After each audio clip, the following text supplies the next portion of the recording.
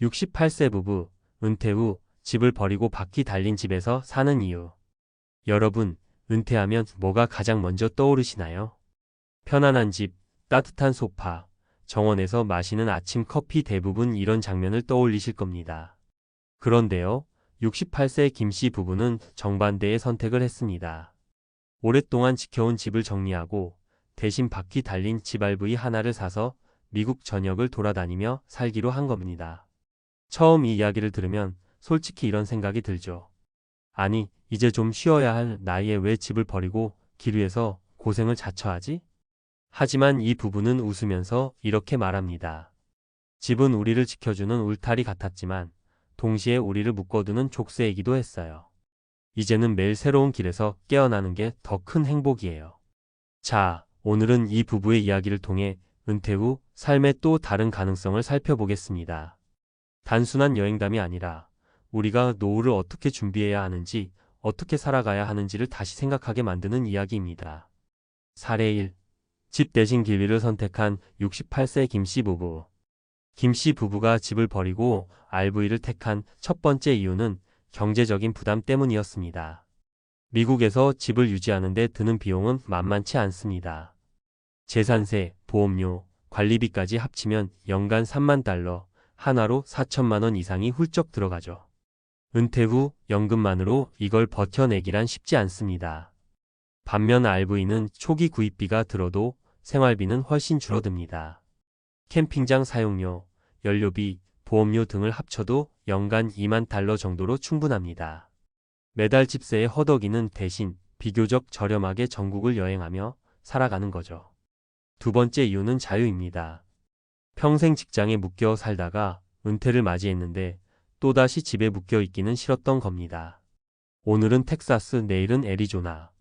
달력 대신 나침반을 보며 사는 삶, 이게 부부가 선택한 자유의 방식이었습니다. 세 번째 이유는 건강이었습니다. 집에만 있으면 오히려 활동량이 줄고 우울해질 수 있는데 RV 생활은 매일 몸을 움직이고 새로운 환경에 적응해야 하니 정신과 신체가 동시에 자극을 받습니다. 덕분에 두 사람은 은퇴 전보다 더 건강해졌다고 말합니다. 사례 2. 좌충우돌 하지만 적응해가는 M부부. 물론 RV 생활이 항상 낭만적이지만은 않습니다. 72세 M부부는 RV 생활 첫 해부터 고생을 했습니다.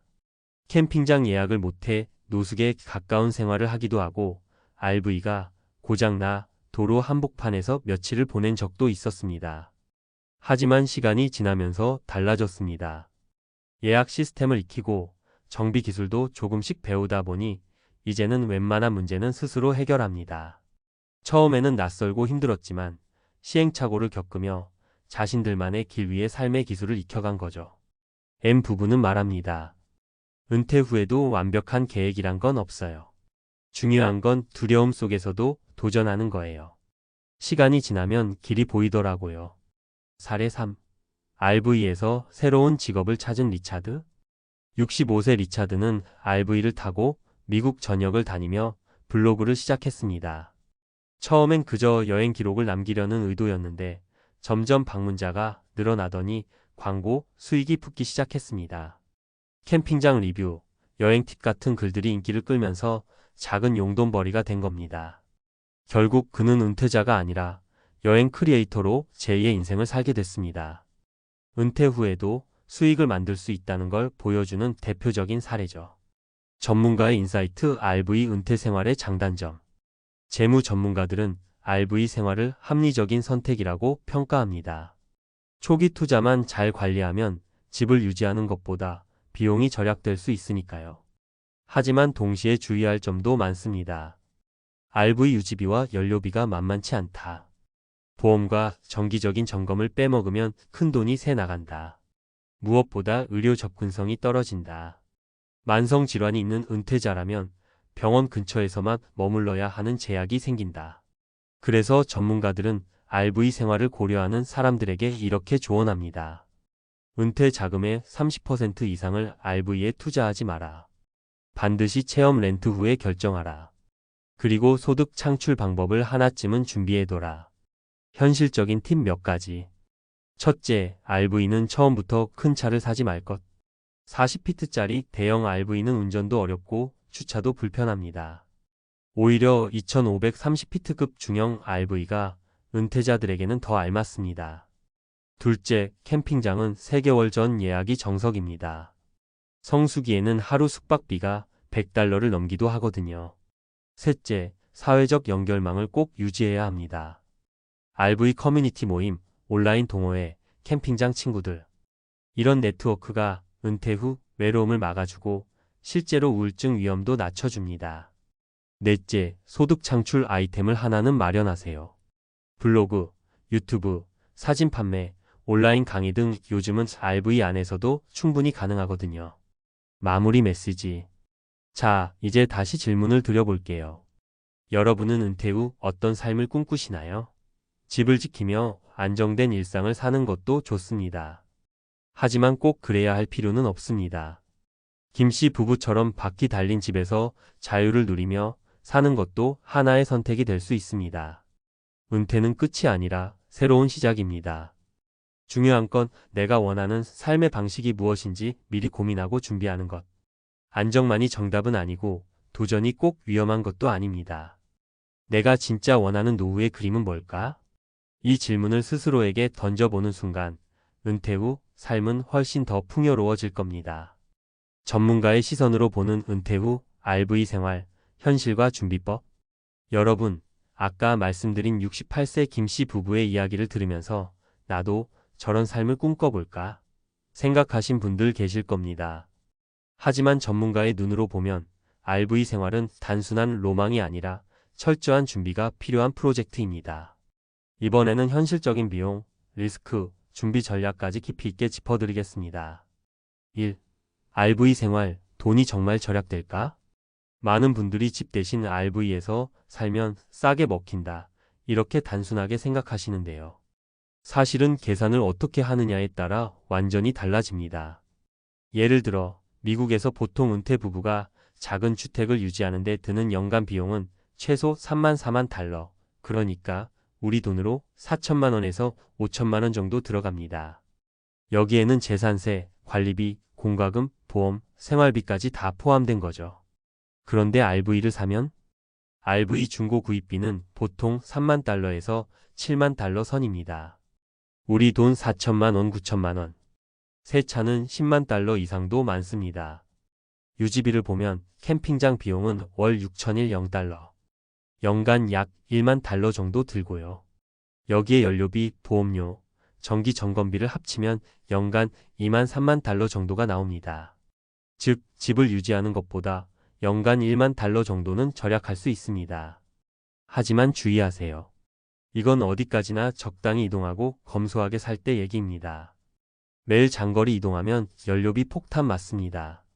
또 고급 캠핑장만 골라 다니면 집세만큼 나올 수도 있어요. 2. RV 생활의 진짜 리스크 3가지. 첫째, 의료 접근성. RV 은퇴자들이 가장 두려워하는 건 사실 고장이 아닙니다. 바로 건강 문제예요. RV로 이동하며 살면 대도시의 큰 병원과 멀어질 때가 많습니다. 특히 심장질환이나 당뇨, 혈압 같은 만성질환이 있으면 응급 상황에서 대응하기 어렵습니다. 그래서 전문가들은 RV 은퇴 생활을 고민하는 분들에게 반드시 의료 접근성 중심의 루트 설계를 강조합니다. 최소한 한 달에 한 번은 큰 도시 병원 근처에서 머물러야 하고 원격 진료 앱을 활용할 수 있어야 합니다. 둘째, 예측 불가능한 비용. RV는 움직이는 집이자 자동차입니다. 고장이 나면 집이 동시에 무너지는 셈이에요. 엔진 교체나 주요 설비 수리 한 번에 수천 달러가 깨질 수 있습니다. 그래서 전문가들은 반드시 비상금으로 연간 생활비의 20% 이상을 현금으로 따로 보관하라고 조언합니다. 셋째, 외로움과 사회적 고립. RV 생활은 자유롭지만 동시에 외롭습니다. 집과 동네를 떠나 전국을 떠도니 옆집 이웃처럼 오래 만나는 사람이 없거든요. 실제로 RV 은퇴자 중 약 25%는 첫 해의 외로움을 가장 큰 어려움으로 꼽았습니다. 그래서 RV 생활을 오래 하는 사람들은 반드시 커뮤니티 활동을 합니다. 온라인 RV 동호회, 캠핑장 모임 같은 네트워크가 삶을 지탱해주는 버팀목이 되는 거죠. 3. RV 은퇴 생활 이렇게 준비하세요. 자, 그럼 전문가들이 공통적으로 강조하는 준비 포인트를 알려드리겠습니다. 1. 최소 3개월은 체험 렌트. 처음부터 집을 팔고 RV로 들어가는 건 무모합니다. 반드시 렌트 RV를 빌려서 3개월 이상 실제 생활을 해보세요. 물 쓰는 불편함, 이동의 피로, 주차 스트레스 책으로는 알 수 없는 현실을 경험해야 합니다. 이 과정을 거친 사람 중 절반은 나랑은 안 맞는다며 포기합니다. 이 은퇴 자금의 30% 이상 투자하지 말 것. 많은 분들이 은퇴금을 한 번에 털어 RV를 삽니다. 하지만 RV는 집처럼 자산 가치가 오르는 게 아닙니다. 시간이 갈수록 감가상각이 크죠. 전문가들은 은퇴 자금의 30% 이상을 RV에 묻지 말라고 조언합니다. 예를 들어 5억 원의 은퇴 자금이 있다면 RV 관련 초기 비용은 1억 5천만 원을 넘지 않는 게 안전합니다. 3. 중형 RV로 시작하라. 처음부터 대형 RV를 고르면 오히려 후회합니다. 주차는 어렵고 유지비는 많이 들고 운전 스트레스도 큽니다. 보통 은퇴 부부에게는 2530피트급 중형 RV가 가장 적합합니다. 4. 루틴을 세워라. RV 생활의 자유는 매력적이지만 루틴이 없으면 방황이 됩니다. 그래서 RV 은퇴자들은 보통 한 달 단위 계획을 세웁니다. 이번 달은 플로리다, 다음 달은 조지아 이런 식으로요.